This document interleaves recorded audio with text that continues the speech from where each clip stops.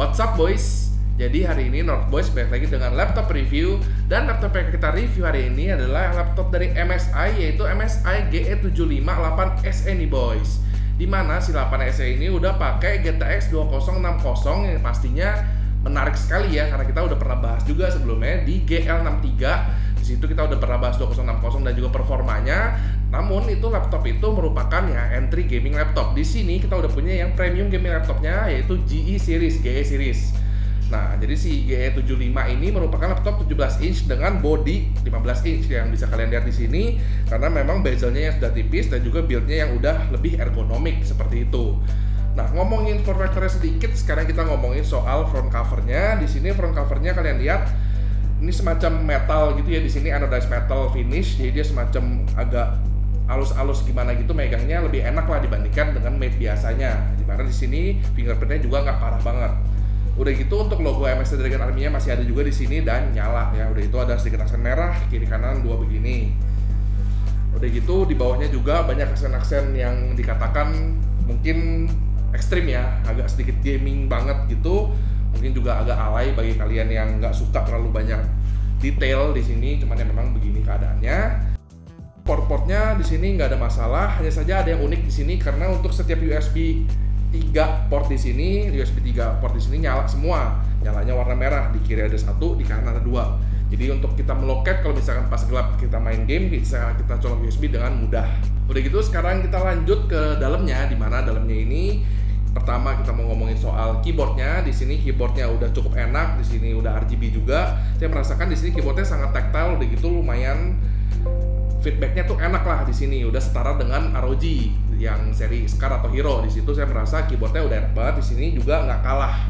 Udah gitu placement power button dan juga fan-nya di sini yang menurut saya di seri 5 mereka ini agak unik, agak berada di ujung kanan di sini.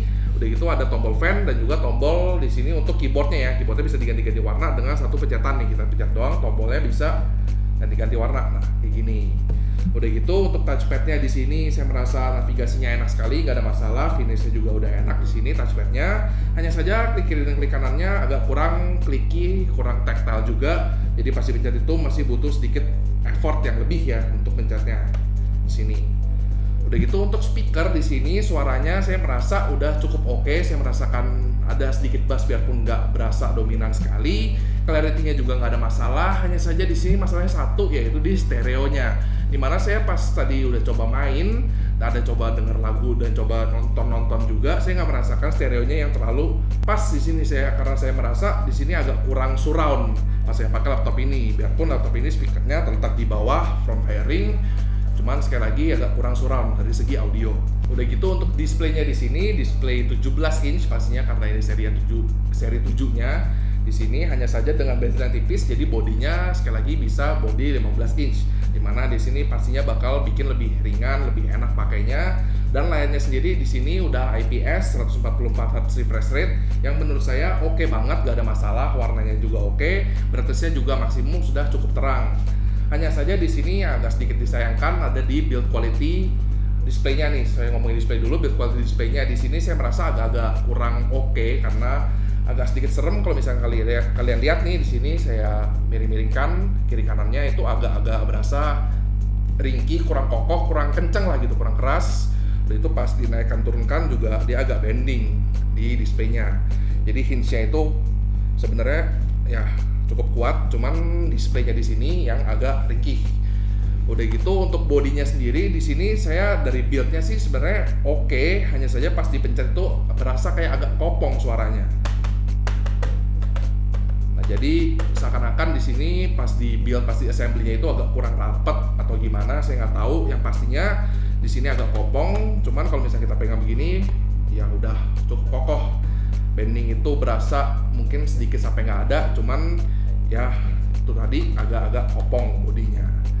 Nah udah gitu aja kira-kira untuk form factor-nya. Sekarang kita mau tahu soal performance-nya di benchmarking dan juga gaming test-nya nih boys. Nah boys, sekarang kita mulai benchmarkingnya nih buat si MSI GE75.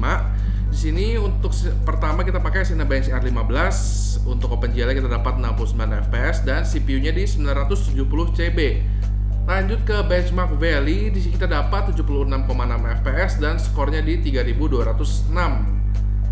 Dan untuk Heaven DX11-nya kita dapat 92,5 fps dan skornya di 2330. Lanjut ke gaming testnya, di mana di sini untuk game pertama kita pakai game PUBG. Di sini kita pakai settingan ultra. Dapat FPS itu sekitar 70 sampai 100 fps. Lalu untuk Apex Legends, sekali lagi kita juga pakai settingan rata kanan. Di sini mentok kita dapat FPS itu dari 80 sampai 100 kalau idle, waktu combat itu 60 sampai 70 fps. Nah boys, tadi kita udah lihat nih dari segi performance dan juga benchmarking gamenya. Di sini menurut saya dari segi performa nggak ada masalah, udah cukup oke. Udah bagus lah intinya di sini si GTX 2060-nya nggak ada masalah sama sekali. Tadi main game juga udah pol, mantep banget rata kanan, semuanya masih dapat hampir 80 sampai 100, dimana itu merupakan achievement yang udah oke sebenarnya untuk laptop gaming yang memang di harga seperti ini, memang performanya seperti itu. Nah sekarang ini jatuhnya ke worth it apa enggaknya lagi, karena laptop ini sekali lagi harganya itu di sekitar 27 juta ya. Nah di harga 27 juta ini bisa mendapatkan udah masuk kategori premium gaming laptop, menurut saya udah worth it sekali lagi, karena memang dari bentuknya udah oke, user experience-nya udah bagus juga dalam bentuk keyboard, layar dan juga touchpad yang udah oke, bentuknya juga nggak jelek lah, di sini udah bagus. Hanya saja kalau misalnya kita bandingkan dengan merek sebelah, katakan seperti ya ROG, di sini ya memang sebenarnya ada perbedaan harga ya. Perbedaan harga itu di sekitar hampir 2 juta lah, sekitar hampir 2 juta, dan kita mendapatkan kalau misalkan di sini itu ya lebih ke bodinya yang tadi saya bilang, itu bodinya masih untuk build quality-nya agak sedikit lebih jelek, layarnya juga yang agak mungkin sedikit lebih ringkih dibandingkan dengan laptop ROG, dimana ROG itu ya mungkin lebih mahal sedikit, cuman build quality-nya lebih bagus sedikit. Dari segi performa sih bisa menyamai, nggak ada perbedaan yang gimana signifikan banget di in-game performance-nya di sini. Jadi kalau misalkan kita ngomongin soal performance, kurang lebih sama lah untuk main gamenya. Sisanya tinggal di preference doang. Kalian ini lebih mementingkan ya cukup top performa aja. MSI ini sudah bisa mendeliver, apalagi dengan harga yang lebih murah, hampir 2 juta itu lumayan jauh loh untuk katakan performance yang dikatakan udah hampir menyamai. Sisanya lebih ke preference, karena sekali lagi kalau misalkan laptop ini dengan layar yang tipis, udah gitu bezel-less seperti ini, kita bisa bilang bezel-less lah. Di sini webcamnya ini masih di atas, udah gitu ya kalau misalkan kalian demen brand MSI, udah gitu di sini belakangnya juga udah ada nama Raider-nya. Dari segi bentuk estetik udah keren lah, udah keren. Nah di sini bisa menjadi keunggulan dibandingkan ya ROG, dimana ROG ya kita tahu tuh seri yang adalah yang mirip ini, kameranya ada di bawah samping, itu agak awkward, udah gitu bentuknya ya udah gitu kan, kita tahu gitu. Nah itu sisanya selebihnya semua terserah ya, kalian para buyer pengen yang lebih murah sedikit, performance-nya menyamai, cuman yang memang dari build quality agak jelek, atau pengen yang mungkin ya lebih oke, cuman yang lebih mahal begitu. Dan satu lagi di sini kita dapat 17 inch. Perbandingannya seperti itu. Kalau misalkan di harga yang sama ini di ROG dapat 15 inch, di sini dapat 17 inch di body yang 15 inch. Nah, mungkin ini bisa menjadi perbandingan juga yang pengen layarnya lebih besar, lebih enak mainnya. Oke, dan juga sekali lagi video ini disponsori oleh Digital Zone. Jadi kalau misalkan kalian pengen nyari laptop ini atau pengen nyari laptop lainnya, boleh langsung kontak Digital Zone. Linknya saya taruh di bawah. Dan jangan lupa juga di like videonya, di share ke teman-teman, di subscribe ke channel kita, dan follow IG kita @northboys.id. Join live square kita, di situ kita bisa ngobrol-ngobrol, dan komen di bawah bagaimana menurut kalian soal si MSI GE758 SE ini.